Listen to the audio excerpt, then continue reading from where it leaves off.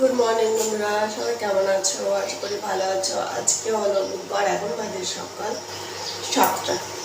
বাইরে পড়ছে বৃষ্টি, হালকা হালকা ফিসফিস করে, আর পাতা থেকে টপ টপ করে জল পড়ছে। আমি বানাচ্ছি চা। চা হয়ে গেছে, ছেঁকে দেবো।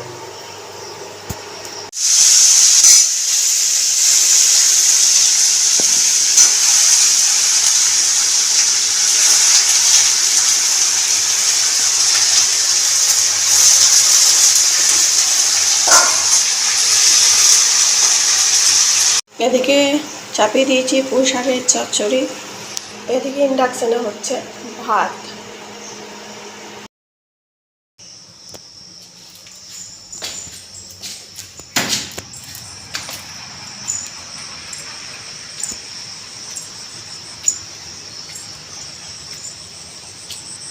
দেখবে ছাদটা কি অবস্থা।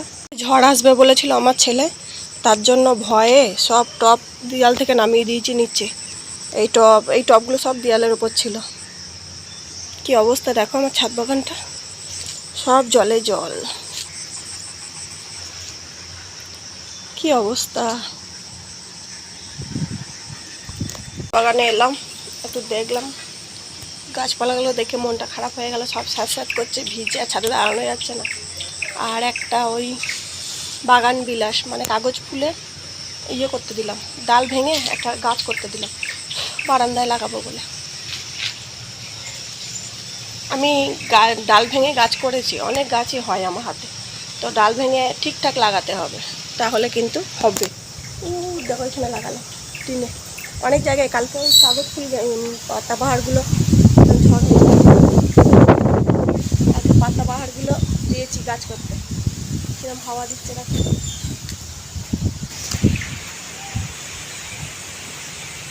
ঝড় কিরকম হাওয়া দিচ্ছে দেখো। আর বৃষ্টিতে কি অবস্থা দেখো। আর কিরম চিল্লাচ্ছে দেখো, সকাল থেকে শুরু করেছে চাচানো, বেরুবে। ওই দেখো, ওই দেখো, পাগল করে দিচ্ছে, খ্যাপা হয়ে গেছে, খ্যাপা।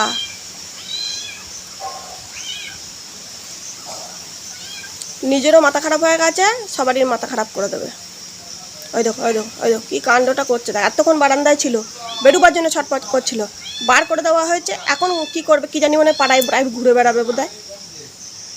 বৃষ্টির মধ্যে কিচ্ছু ভালো লাগছে না, তাই চলে এলাম গঙ্গার ধারে। দেখো গঙ্গার ধারে কি অবস্থা, মাঠে গরু চড়ছে ছাতা নিয়ে, কত সুন্দর লাগছে দেখো। এই যে রাবার গাছটা পানায় ভর্তি হয়ে গেছে, জল দেখো, এত বৃষ্টি হয়েছে একটু জল নেই। এটা রাস্তা, এটা আমাদের বাড়ি যাওয়ার রাস্তা। এটার দিকে স্টেশন যাওয়া যায়, এটা দিকে কোর্ট যাওয়া যায়, আর এটা দিকে আমাদের বাড়ি যাওয়া যায়। এটা হলো দুর্গা মন্দির। জঙ্গলে হয়েছে দেখো কেমন, এটা আমাদের পাড়া।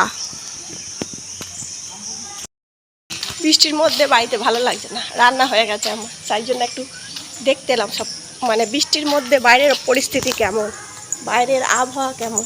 তারপরে বাজারও এসেছে, বাজারটাও দেখতে এলাম। পিস পিস করে বৃষ্টি পড়ছে। বৃষ্টির মধ্যে হচ্ছে গরম গরম পেঁয়াজি মুড়ি দিয়ে খাওয়া হবে।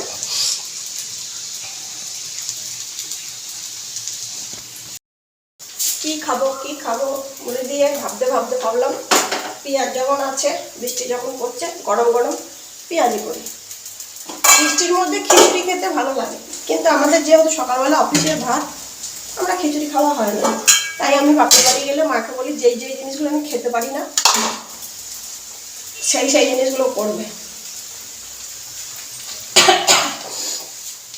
আলু সেদ্ধ লঙ্কা মাখা দিয়ে খেতে পারি না, তারপরে খিচুড়ি খেতে পারি না, অনেক কিছুই পারি না। লঙ্কার জন্য ঝাল লাগছে। চান টান হয়ে গেল, চান টান করে রেডি সেডি হয়ে ঘরে এলাম। মহারাজ গেছিল ডিম আনতে, ডিম নিয়ে আসলো। ডিম নিয়ে এসে এবার আবার কি নিয়ে এসছে দেখা দেখা দেখা, পার্ক এনেছে। পার্ক আমার জন্য একটা, ওর জন্য একটা, আর একটা এই যে বিস্কুট, এইসব নিয়ে আসলো। বৃষ্টি পড়ছে, তো চলো আমরাও খেয়ে নিই মুড়ি। ওটা বাজছে ও বাবা 11টা, 11টায় খেতে পারি না। আর কুকুর বিড়াল যা করছে, বৃষ্টি পড়ছে বলে পাগল করে দিচ্ছে। মিশো থেকে করে ফেলেছি অর্ডার, এবার এটা খুলবো। অর্ডার করেছিলাম, চলে এসেছে, এটা খুলবো, তোমাদেরকে দেখাবো আনবক্সিং করে কি আছে। আর যেটা আছে না সেটা খুব সুন্দর একটা জিনিস। মিশো থেকে অর্ডার করেছিলাম 12 পিস টপ। টপগুলো এসেছে খুব বড় বড়ই এসেছে, ভেবেছিলাম খুব ছোট হবে, খুব ছোট নয়। তো বেশ ভালো, বারান্দায়, ঘরে, রান্নাঘরে গাছ লাগানোর পক্ষে বেশ ভালো। 12 পিস টপ 207 টাকায়, খুব সুন্দর হয়েছে। মিশো থেকেই বেশিরভাগ জিনিস কিনি, তো মিশো থেকে জিনিস কিনে আমার ভালোই লাগে। তবে একটা সমস্যা হয়ে গেছে, ওইটা নিয়েই আমার একটু সমস্যা আছে, নাহলে বাদ বাকি সব ভালোই লাগে। এই যে সব গাছগুলোই মহারাজ লাগিয়েছে, মহারাজ সব ট্রেগুলোও ধুয়ে নিয়ে এসে রেখেছে। আজকের সব কৃতিত্ব মহারাজের। কেমন লাগছে বলো। আর এই গাছটা অনেক বড় হয়ে গেছে, এটাও কেমন লাগছে বলো।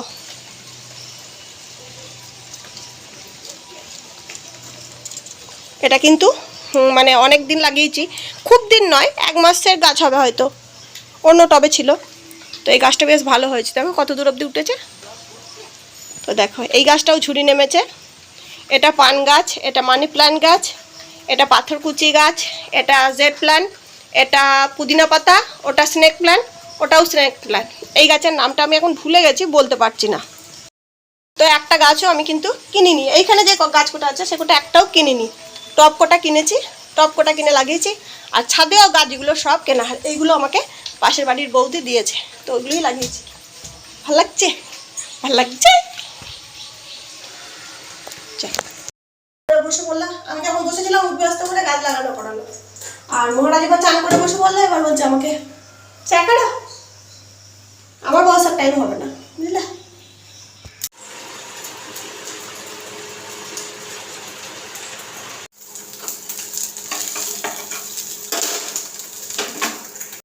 নাম করে বলি হচ্ছে না, খাওয়া। আরে বাবা, একটু সাপ মরে গেলে তো দোষ লেগে যাবে। বাবা তো এক খেয়ে গেল, একটু একটু বসে ভাবো ওগুলো নিয়ে। পেঁয়াজি,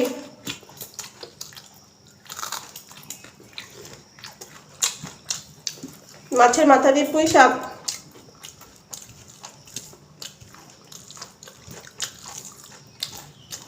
আজকে করেছে পেঁয়াজি, ডাল, মাছের মাথা দিয়ে পুঁই শাক আর ডিম।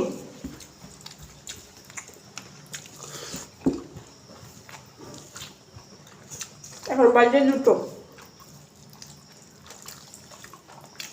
আমরা খেয়ে নিই, তোমরাও খেয়ে নাও।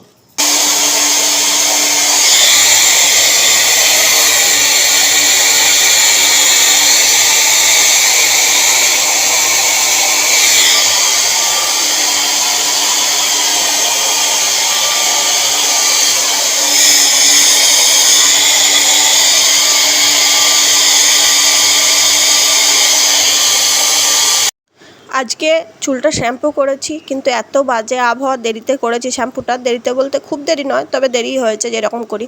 তো চুলটা ভেতর থেকে শুকাচ্ছেই না। মহারাজ দেখলাম হেয়ার ড্রায়ার দিয়ে চুল শুকাচ্ছে, আমিও বললাম আমার চুলটা শুকিয়ে নি। আমার চুলটা তোমরা দেখেছিলে যে আমি চৈত্র মাসে চুল কেটে এসেছিলাম একদম ছোট করে। তো আমার চুল এত বাড়ে বলেই চুলের সামনেটা তাড়াতাড়ি সাদা হয়ে যায়। তোমরা দেখবে আমি হেনা করি, তার সত্ত্বেও কিন্তু খুব তাড়াতাড়ি সাদা হয়ে যায়। কেন সাদা হয় জানো তো?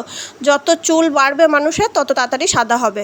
তো গোড়াটা তো নতুন করে বেরোয়, সেই জন্য ওটা সাদা হয়ে যায়। আর আমার চুল খুব বাড়ে, খুব। তো এবার ভাবছি খুব ছোট করব না। এখন বাজে সন্ধ্যে 7টা, আবার চলে এলাম। সেই দুপুরের পর থেকে আর আসা হয়নি, কারণ এখন মেঘলা, ছাদে যাচ্ছি না। আর ঘরে মহারাজের আমি টিভি দেখছিলাম, চা করলাম, খেলাম, তারপরে আর আসা হয়নি। ক্যামেরা অন করি, এখন রান্নাঘরে চলে এসেছি। এখন হবে এই যে আলু চচ্চড়ি আর মহারাজের ঠাকুমার চিকেন। কারণ ওই বেলায় চিকেনটা বরফ গলাতেই পারিনি, সেই জন্য রান্না করতে পারিনি, এই বেলায় করছি। দাঁড়াও দেখাই। টমেটো দিয়ে, পেঁয়াজ দিয়ে আলু চচ্চড়ি, আর লঙ্কা আছে, লঙ্কা দেবো। আর এই যে চিকেন, আর এইদিকে দুধ জাল দিচ্ছি, দুধ হচ্ছে। এটা বাবু খাবে দুধ।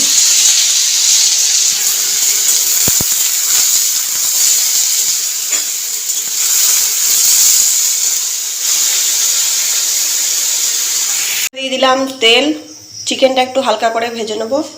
আর এই মিক্সির মশলার মধ্যে আছে আদা, রসুন, টমাটো, পেঁয়াজ। আদাটা এখনো দিইনি, দেবো বলতে গিয়ে মনে পড়লো, না আদার কথা ভুলে যাচ্ছিলাম। তো প্রথমে একবার মশলাটা ঘুরিয়ে নেওয়ার পর হলুদ, জিরে, ধনে, নুন, চিনি, সস দিয়ে দিলাম। আর এর মধ্যে জিরে ফোড়ন দিয়ে মাংসটা দিয়ে দিয়েছি। দিয়ে এবার এর মধ্যে মাংসটা ভেজে নিয়ে মশলাটা অ্যাড করব। হচ্ছে দিয়ে দিলাম মশলাটা অ্যাড করে। তো নামাবার আগে একটু কাসুরি মেথি দেবো, তাহলে চিকেনের গন্ধটা কেটে যাবে, কাসুরি মেথির গন্ধটাই বেরোবে। তো আমি চিকেন করলেই একমাত্র মশলা মিক্সিতে পেস্ট করি, না হলে বেশিরভাগ সময় মশলা কিন্তু শিলে করি। তো রাত্রেবেলায় এটা কিন্তু কাঁচা লঙ্কা দিয়েছি, হ্যাঁ, গুঁড়ো লঙ্কা কিন্তু এখানে ব্যবহার করিনি।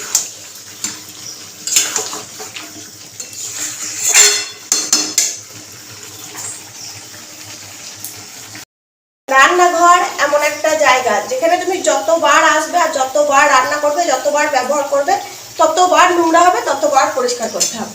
যদি কেউ পিটপিটে থাকে আর যদি কেউ মানে নোংরা ধরনের থাকে, তাহলে পরিষ্কার করানো না করলেও চলবে।